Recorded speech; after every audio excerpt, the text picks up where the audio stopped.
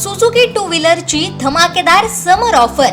उन्हाळ्याच्या सुट्टीत प्रवासाचा आनंद द्विगुणित करण्यासाठी श्री विनायक सुझुकी घेऊन आले आहेत। सुझुकीच्या सर्व गाड्यांवर आतापर्यंतच्या सर्वात भारी डील्स।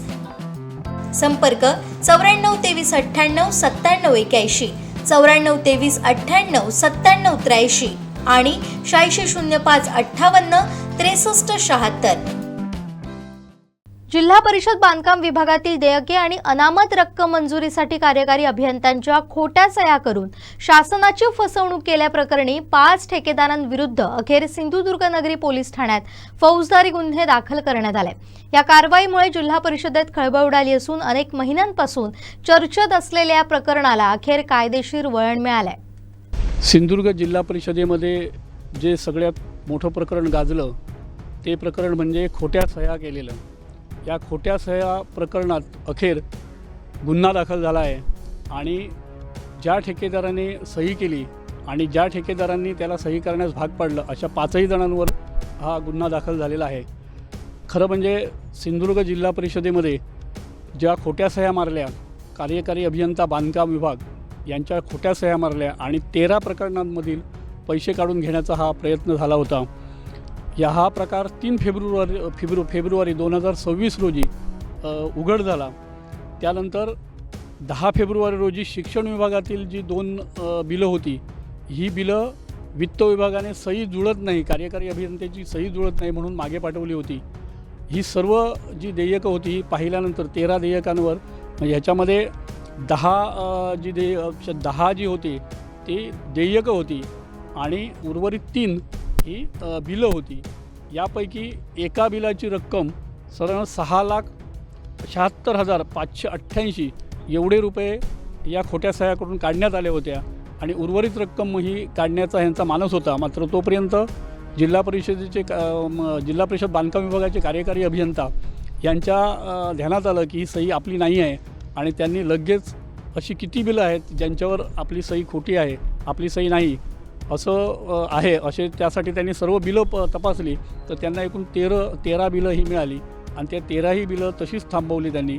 आणि यानंतर 16 फेब्रुवारी रोजी त्यांनी याचा सगळा अहवाल जिल्हा परिषदेचे मुख्य कार्यकारी अधिकारी रवींद्र खेबुडकर यांच्यासमोर ठेवला। त्यांनी या विषयाची गांभीर्याने दखल घेतली आणि त्यांनी तात्काळ DRDAचे उदय पाटील हे अधिकारी आहेत त्यांना या प्रकरणाची चौकशी करण्याचे आदेश दिले आणि त्यानंतर उदय पाटील यांनी ह्या पूर्ण प्रकरणाची चौकशी केली असता त्यांच्या लक्षात आलं की एकूण 13 प्रकरणं आहेत आणि या 13 प्रकरणांवरही खोट्या सह्या झालेल्या आहेत। संबंधित 4ही जणांनी ह्या सह्या आपण केल्या नाहीत तर ओंकार पाताडे म्हणून जो एक ठेकेदार आहे त्याने ह्या सगळ्या सह्या केल्या आहेत असं त्यांनी कबुली दिली होती। तर ओंकार पाताड्यांनीही त्यांच्यासमोर लेखी नाही मात्र तोंडी असं सांगितलं होतं की मी ह्या सह्या केल्यात असं त्यांनी कबुली दिली होती। आणि त्यानंतर 18 मे रोजी या सगळ्या प्रकरणाचा चौकशी झाल्यानंतर 18 मे रोजी जिल्हा परिषदेचे मुख्य कार्यकारी अधिकारी रवींद्र खेबुडकर यांनी कार्यकारी अभियंता यांना फौजदारी गुन्हा दाखल करण्याची सूचना दिल्या होत्या। मात्र त्यानंतर 16 जूनपर्यंत हा फौजदारी गुन्हा दाखल होऊ शकला नव्हता।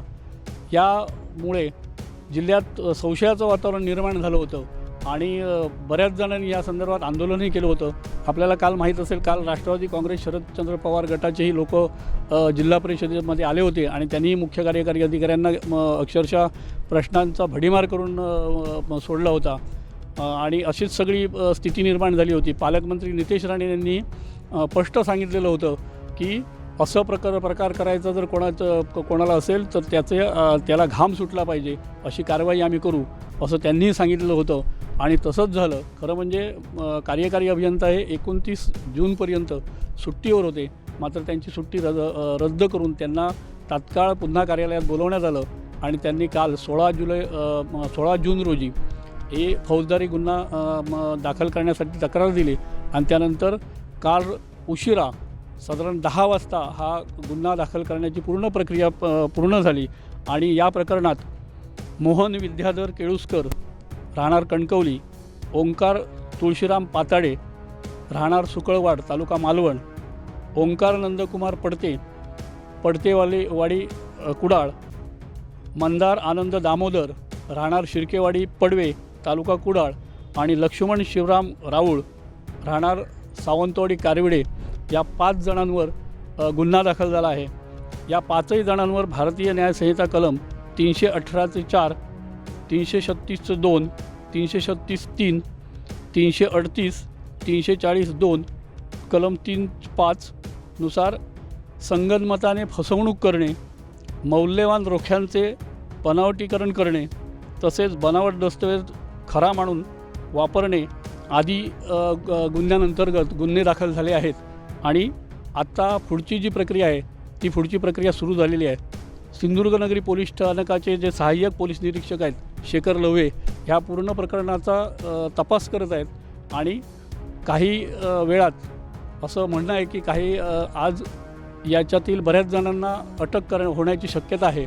अटकेच्यामुळे हा गुन्हा दाखल झाल्यानंतर संपूर्ण ठेकेदारी क्षेत्रामध्ये खळबळ उडाली आहे. आणि आता ह्यांचं पुढे काय होणार याची भीती सर्वांना निर्माण झाली आहे. मात्र या सर्वांना अटक होण्याची शक्यता आहे आणि एखाद्या वेळी आज रात्रीपर्यंतही याच्यातल्या काही जणांना अटक होण्याची शक्यता आहे. एकूणच जो प्रकार घडलेला आहे तो प्रकार प्रचंड गंभीर आहे आणि याची दखलही गांभीर्याने घेतलेली आहे. जिल्हा परिषदेचे अध्यक्ष प्रमोद कामत असतील, जिल्हा परिषदेचे मुख्य कार्यकारी अधिकारी रवींद्र खेबुडकर असतील किंवा सर्व सभापती असतील, या सर्व पदाधिकाऱ्यांनी हे गांभीर्याने घेतलं आणि जिल्हा परिषदेची बदनामी होता नये असे भूमिका घेतली आणि या सर्वांवर गुन्हे दाखल व्हायलाच पाहिजे अशी सर्वांनी भूमिका घेतली. आणि शेवटी काल गुन्हे दाखल झालेले आहेत आणि यानंतर निश्चित तपास झाल्यानंतर काय आहे आणि हे प्रकरण काय आहे आणि याच्यामध्ये कोण कोण शिक्षेस पात्र होतो हे पाहायला मिळेल. लहू माडेश्वर, कोकण साठी, सिंधुदुर्गनगरी.